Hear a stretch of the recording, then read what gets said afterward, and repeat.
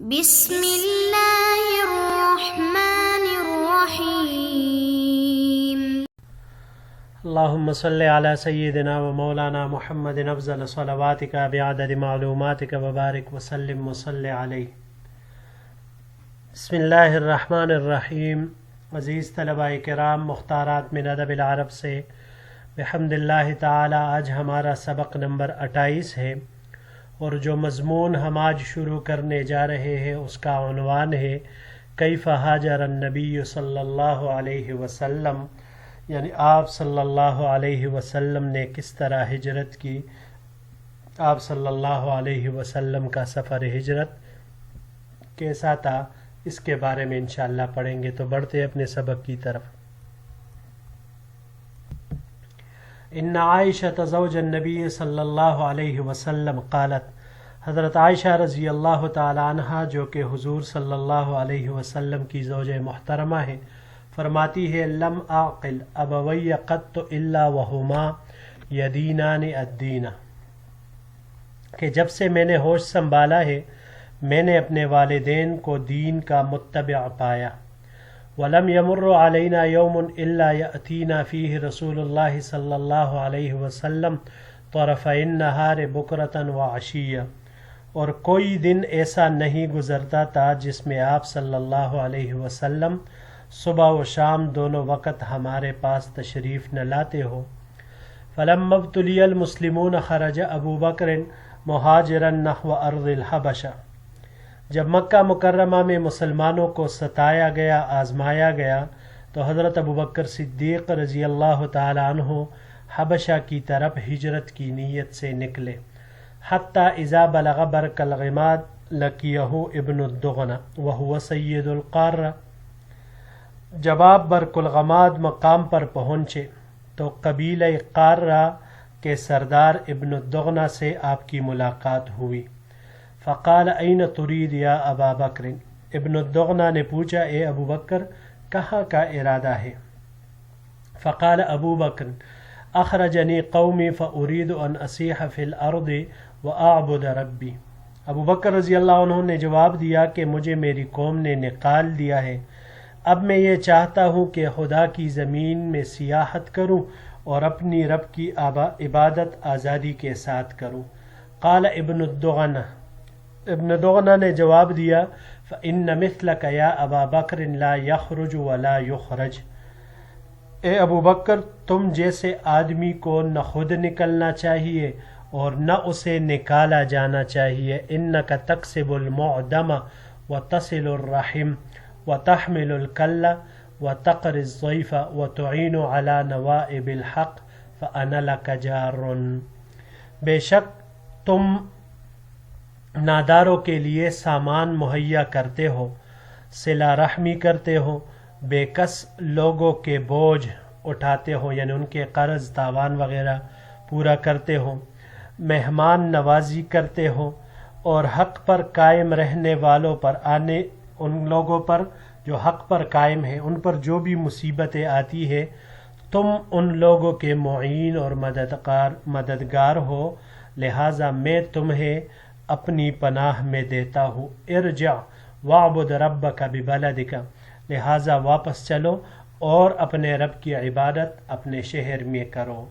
فرجع وارتحل معه ابن الدغنہ، حضرت ابوبکر رضی اللہ عنہ واپس ہوئے اور ابن الدغنہ بھی آپ کے ساتھ واپس ہوئے۔ فطاف ابن الدغنہ عشیۃ فی اشراف قریش فقال لهم، ابن الدغنہ شام کے وقت تمام سرداران قریش کے پاس چکر لگایا اور سب سے کہا ان ابا بکر لا یخرج مثلہ، کہ ابو بکر جیسے آدمی کو نہ خود نکلنا چاہیے، ولا یخرج، اور نہ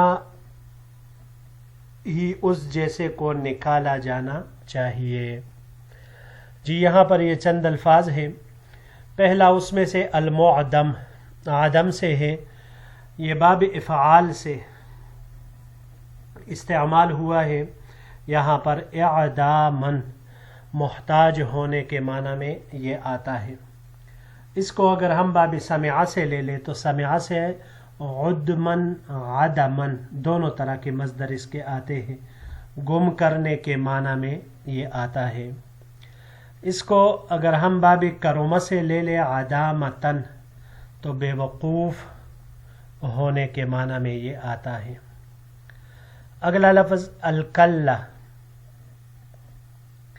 یہ کمزور کو کہا جاتا ہے. کلالہ وہ شخص ہوتا ہے جس کا نہ والد ہو اور نہ اولاد ہو، یعنی نہ اوپر کا کوئی ہو اور نیچے بھی کوئی نہ ہو.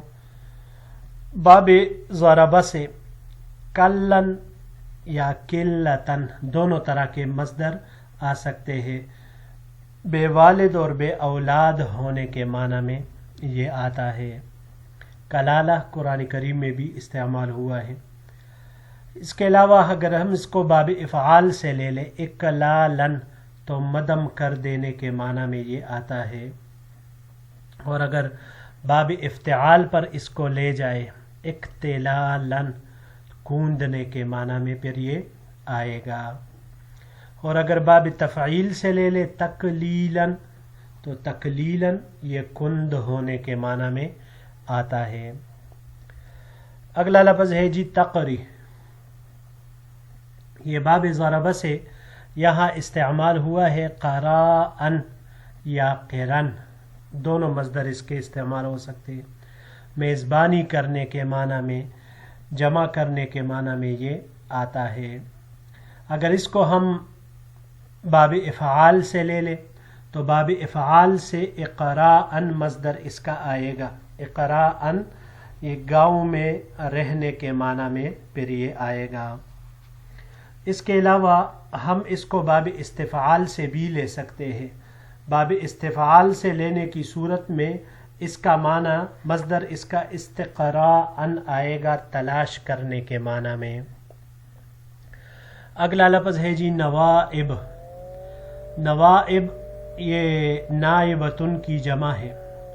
یہ مصیبت، حادثہ، اس کو کہا جاتا ہے نائبہ.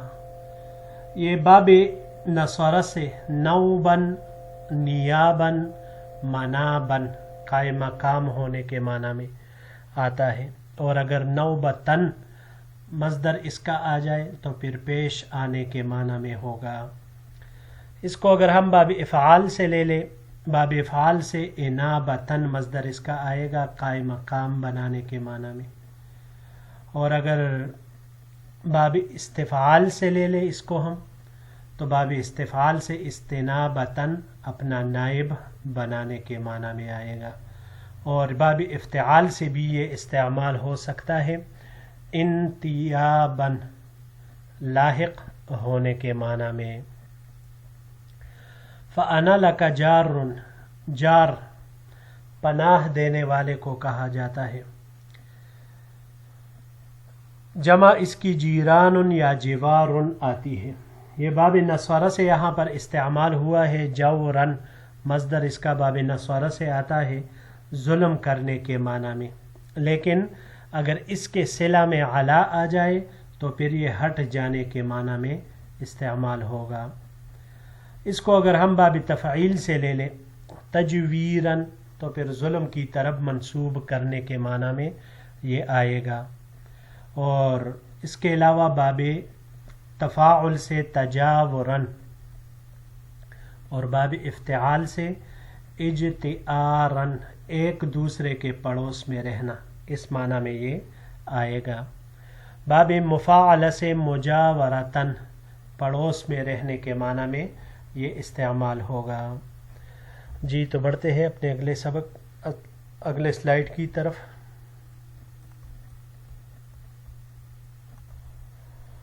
اتخرجون رجلا یکسب المعدم، کیا تم ایسے شخص کو نکالتے ہو جو ناداروں کے لیے سامان مہیا کرتا ہے، ویصل الرحم صلہ رحمی کرتا ہے، ویحمل الکلہ بے کس لوگوں کے بوجھ اٹھاتا ہے، ویقر الضیف مہمان نوازی کرتا ہے، ویعین علی نوائب الحق اور حق پر قائم رہنے کی وجہ سے کسی پر مصیبت یا حادثہ آ جائے تو اس کا معین اور مددگار ہے. فلم تکذب قریش بجوار ابن الدغنہ، قریش نے ابن دغنہ کی امان سے انکار نہیں کیا. وقالوا لابن الدغنہ، لیکن انہوں نے ابن دغنہ سے یہ کہا، مر ابا بکر فلیعبد ربہ فی دارہ فلیصلی فیہا ولیقرأ ما شاء ولا یؤذینا بذلک ولا یستعلن بہ. انہوں نے ابن دغنہ سے کہا کہ آپ ابو بکر رضی اللہ تعالی عنہ کو حکم دے، اس کو یہ بتائے کہ وہ اپنے رب کی عبادت اپنے گھر میں کرے، نماز اسی میں پڑھے اور جو کچھ پڑھنا چاہے وہی پڑھے. ولا یؤذینا بذلک ولا یستعلن بہ فإنا نخشى ان یفتن نساءنا وابناءنا. ہمیں اپنی عبادت یعنی نماز اور تلاوت کے ذریعے سے تکلیف نہ دے اور یہ سب کچھ اعلانیہ نہ کرے، یعنی یہ نماز تلاوت عبادت وغیرہ یہ ان کے اعلانیہ نہ ہو بلکہ خفیتاً ہو، کیونکہ ہمیں ڈر ہے کہ وہ ہماری عورتوں اور بچے کو فتنے میں مبتلا کر دیں گے. فقال ذلك ابن الدغنہ لابی بکر، تو ابن دغنہ نے یہ حضرت ابو بکر رضی اللہ تعالی عنہ سے کہہ دیا. فلبث ابو بکر بذلك یعبد ربہ فی دارہ، ابو بکر رضی اللہ تعالی عنہ کچھ دنوں تک اس پر قائم رہے، اپنے گھر کے اندر ہی اپنے رب کی عبادت کرنے لگے. ولا یستعلن بصلاتہ ولا یقرأ فی غیر دارہ، اور برسر عام نماز نہیں پڑھتے تھے اور نہیں اپنے گھر کے سوا کسی دوسری جگہ پر قرآن کی تلاوت وغیرہ کرتے تھے، یعنی کہ دوسرے کے ہاں تلاوت وہ نہیں کرتے تھے. یہاں پر یہ ایک ہی لفظ ہے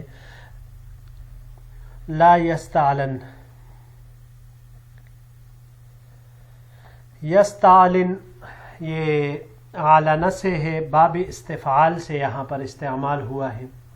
استعلانن ظاہر کرنے کے در پہ ہونا، اس معنی میں یہ آتا ہے. اس کو اگر ہم